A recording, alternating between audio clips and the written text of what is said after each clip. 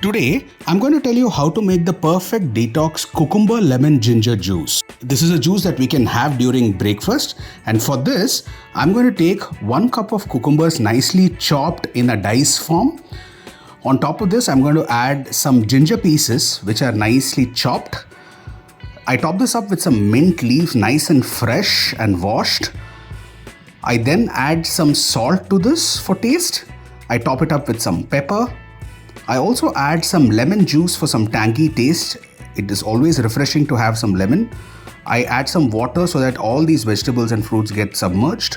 It's now time to grind this well. I then run it through a sieve so that all the hard particles are taken off completely.